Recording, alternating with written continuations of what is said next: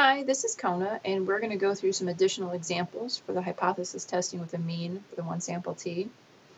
So for the first one, in the population of Americans who drink coffee, the average daily consumption is 3 cups per day. The university wants to know if their students tend to drink more coffee than the national average. They asked 50 students how many cups of coffee they drink each day and found that they drank an average of 3.8 with a standard deviation of 1.5. So do they have enough evidence that their students drink more than the national average, and find the lower and upper limits of a 90% confidence interval for the average number of cups of coffee drank each day by students. So for the A part, we have to work through steps 1 through 6, and B is technically number 7.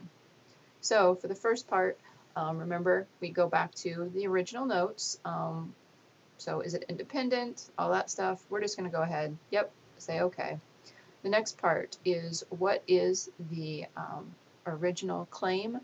The original claim is that the mean is greater than. So here it's the evidence that students drink more than the national average, which was that 3 cups. So remember, that's the symbol for mean. So basically, the claim is just do the students drink students drink more than the national average of 3 cups. That's the claim. The more than means it's alternative, and more than means that it's right-tailed. We then calculate the t-statistic. That's where we put the 3.8, because that's the sample, what we got for the sample mean, minus the 3, which is the national average, divided by the standard deviation, remember, for the sample, divided by the standard deviation of the 50, which is our n. And remember, this bottom part right here is that standard error. So if you're calculating standard error, it'd be this bottom 1.5 divided by the square root of 50. Do the math, and we get 3.7712366166. That's our t-value. That's our t-statistic. We then need our degrees of freedom, so we can get our p-value. Our degrees of freedom is 50, which is our n, minus 1, so it's 49. We then need the probability table. Hold on just a second, and we get the probability. Okay, I'm going to pull up the probability table, and let's see. So our degrees of freedom, first we have to flip this to t. Our degrees of freedom are 49. Then we need that t-value, which we come down here, is 3.7712366166, and calculate. All right, so we look at this, and then we have to figure out which side we're using. Well, remember, we're using our right side because this is a more than alternative. So the right side is this 0.000219. So 0.000219. Okay, so we're done with this one for now. So 0.000219 is less than 0.05, so that means there is. So then we can say there is enough evidence to support. We're supporting because this is an alternative claim, the claim. But so there is enough evidence to support the claim, and the claim is just that students drink more than the national average. So because there is enough evidence to support, we can say that we do, or these students do appear to drink more coffee than the national average. So then the next part is where we have to do the 90% confidence interval. So remember, for this one, what we're going to do is we need to pull this one back up, and for the middle, we change that middle to 0.90, and we enter in our t-value. All right. Actually, we don't need to enter, sorry. Hold on. Okay. Sorry. I had to pause for a second. So for this one, we entered in, the middle was the 0.9. We had the degrees of freedom. We clicked calculate, and we have these two t-values. Remember, these are our critical values for our formula down here. So because we want the upper and the lower, remember, the positive is our upper, the negative is the lower. So we're going to put both of those into our formula. So we'll minimize this. The 3.8 is just coming from what the original number was that we got from our sample. So we've got the 3.8 plus the critical value, the 3.8 minus the critical value, and then times the standard error. And the standard error was just this piece right here. So that gives us an upper limit of 4.155650174 and a lower limit of 3.444, all of that. Okay, so moving on, according to CNN, the average American spent $16,803 on housing. A suburban community wants to know if their residents spend less than the national average. In our survey of 30 residents, they found that they spent an average of $15,800 with a standard deviation of 2,600. So is there enough evidence that their residents spent less than the national average? Find the upper limit. So remember the first part, we're just going to go ahead and assume it's okay. The second part, what's our claim? Our claim is that the residents spent less than, so that their mean was less than the 16,803. The less than is an alternative. It's a left tail.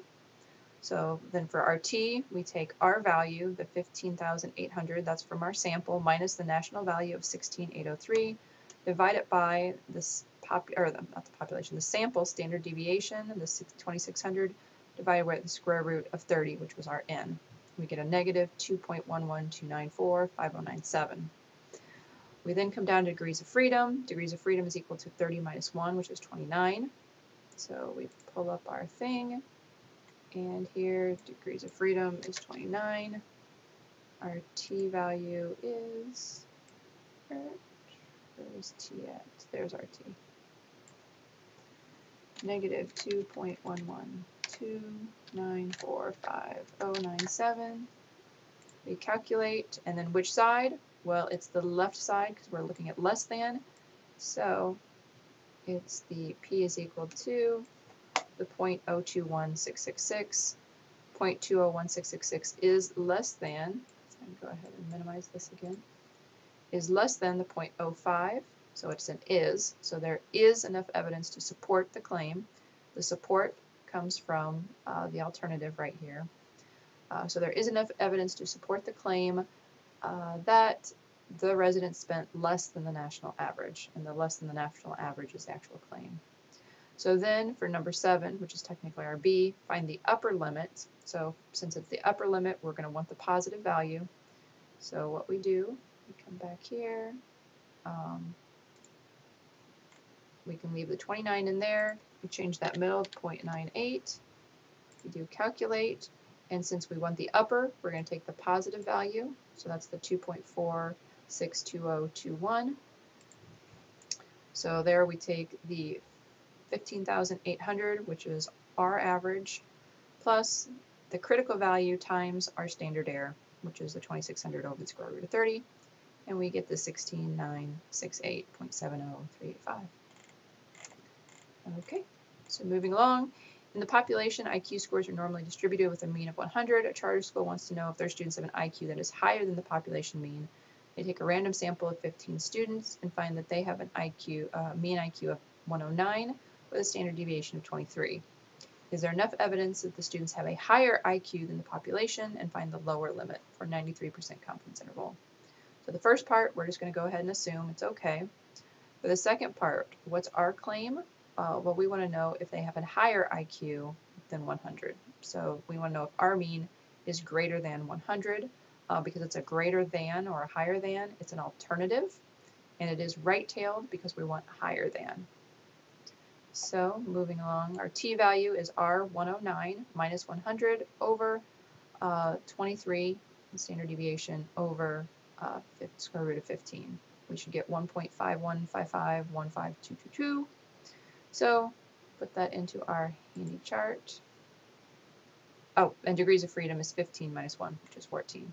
So 14, and then we need our t value. Let's see, t. Oh, there's our t value right there. 1.515515222. Calculate. All right. So remember, we wanted the right side because we're doing more than, and that's 0.075946, which is right here, and that is greater than 0.05. So it's an is not. So our p-value is this, which is greater than 0.05, so it's an is not. So there is not enough evidence to support, because remember we're supporting because it's alternative, the claim that our students have a higher IQ than the population mean. So there's that. Then for the bottom one, we want to find the lower limit for a 93% confidence interval. So for that one, we leave the degrees of freedom as 14, and then we come in here and we put in our 0.93, calculate, and we want the lower limit, so that means we're using the negative right there. So negative 1.961656.